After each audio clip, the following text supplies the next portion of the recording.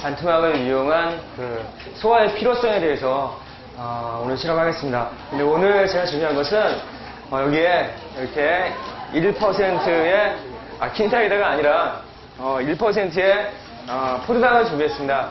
우리 세포가 만약에 예를 들어서 손톱만 하다라고 한다면은 그럼 어쩌면은 그 내가 닭다리 하나 먹는다라고 하면 그 닭다리는 거의 서울만 하지 않을까 그런 생각합니다. 정확하게 제가 따져본 건 아니에요.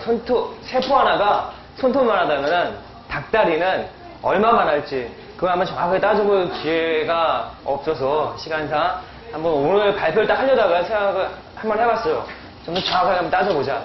과연 얼마만 할까 그런 생각을 해봤습니다. 여하튼 간에 그렇게 크기 때문에 그 세포 안으로 들어갈 수가 없죠. 다시 얘기해서 내가 소화를 하지 않는다면 닭다리를 먹어봤자 아무 소용이 없다라는 얘기죠. 따라서 소화를 해야 됩니다. 그런데 소화라고 하는 것은 이제 두 가지로 나눠서 하나는 이제 물리적 소화가 있고 또 하나는 이제 화학적 소화죠. 물리적 소화라고 하는 것은 뭐 가장 대표적인 것이 이로 씹는 걸 말하는 거죠. 저작 운동인데 그 음식물을 먹고서 저작을 뭐 아무리 많이 해봤자 예를 들어서 뭐 한 2박 3일 동안 저작 운동을 했다라고 한들 아마 세포로 들어가기가 힘들 겁니다. 따라서 화학적 소화가 필요합니다. 그래서 그 소화 효소에 의해서 특히나 아밀라아즈에 의해서 녹말이 분해되고 그래서 엿당이 되면은 반투막을 통과해 나온다라는 것을 오늘 확인하는 겁니다. 자, 요거를 두 가지 방법이 있습니다. 하나는 물에 담궈 놓는 겁니다. 담궈서 한 3분 내지 4분 정도 지나면은 이렇게 부드럽게 변합니다. 이렇게 해서 여기다가 집어넣어주면 되겠습니다. 뭐 충분히 집어넣어 주신 다음에 그 다음에 준비되어 있는 실이 있습니다. 이 실로 과감하게 묶어 주셔가지고 꽉 짜매주시면 됩니다. 꽉 묶어 주시기 바랍니다. 묶어 주셔야지 그렇지 않으면 포도당이 이 부분으로 새어나오기 때문에 실험의 정확성이 떨어지겠죠. 거기다가 더불어서 이 묶은 부분이 물 바깥으로 나와 있어야 됩니다. 그렇지 않으면 당연히 이 묶은 부분으로 또 빠져나올 그 의심의 여지가 있으니까 이렇게 담궈서 이 양쪽 부분은 물 바깥으로 해주시면 되겠습니다. 그래서 딱 담그자마자 즉각적으로 한번 베네딕트 반응을 실험해 주시면 되겠습니다. 담그자마자 튜브 바깥에 용액을 조금 덜어서 시험관에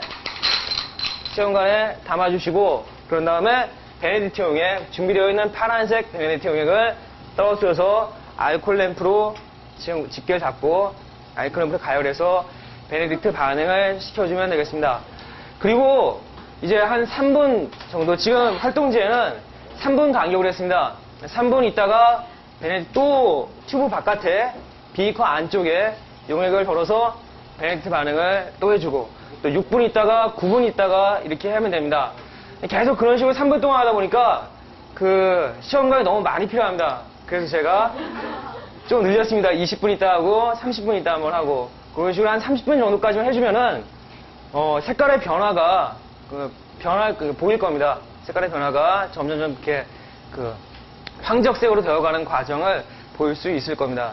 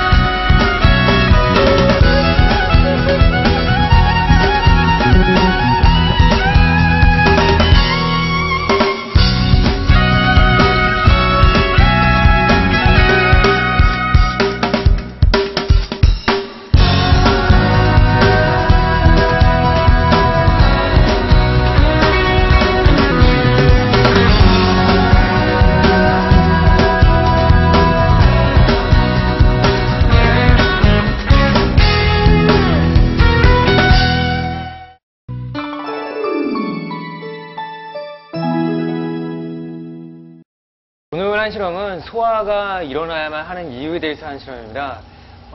반투막을 이용하는 실험인데 우선 반투막에다가 두 가지를 집어넣습니다. 하나는 녹말을 집어넣고 또 하나는 포도당을 집어넣죠. 그래서 이제 시간의 경과에 따라서 하나의 시험관은 녹말 반응, 즉 다시 얘기해서 요오드 반응을 시켜보고 하나는 이제 포도당을 검출하는 베네딕트 반응을 시켜보는 것이죠. 근데 시간이 아무리 지나도 녹말을 넣었던 곳은 그 반투막을 통과해서 녹말이 빠져나오지 못하죠. 따라서 아무리 요오드 반응을 해봤자 반응이 일어나지 않습니다. 그에 반해서 포도당을 넣었던 곳은 시간이 지나면은 점점 포도당이 빠져나오게 됩니다. 그래서 따라서 이제 포도당이 점점 많아지기 때문에 베네딕트 반응에서도 역시 색깔이 점점 황적색으로 가는 것을 볼 수 있습니다. 이 실험으로 인해서 우리가 알 수 있는 것은 녹말의 경우에는 분자가 크기 때문에 반투막을 통과하지 못한다. 그리고 포도당의 경우에는 분자가 작기 때문에 반투막을 통과한다는 것이죠. 여기서 반투막이라고 하는 것은 바로 우리 세포막을 얘기하는 것입니다. 그래서 소화가, 즉 다시 얘기해서 녹말을 왜 포도당까지 소화를 해야만 하느냐, 그 이유를 알 수 있는 거죠. 녹말일 경우에는 세포막을 통과하지 못한다. 포도당일 경우에는 세포막을 통과한다. 우리가 이제 저작 운동이라고 하는데 이로 씹는 것을 얘기합니다. 근데 저작 운동을 아무리 많이 한다 하더라도 반투막을 통과할 정도 그렇게 작게는 못하죠. 따라서 저작 운동과 더불어서 소화 효소에 의한 화학적 소화를 해야만 합니다. 그래야지만이 반투막을 통과할 수 있는 거죠. 다시 얘기해서 세포막을 통과할 수 있는 것입니다. 이 실험을 통해서 우리는 왜 소화가 일어나야 되는가, 왜 녹말이 포도당으로 쪼개져야 하는가에 대해서 알 수 있게 되는 것입니다. 이상.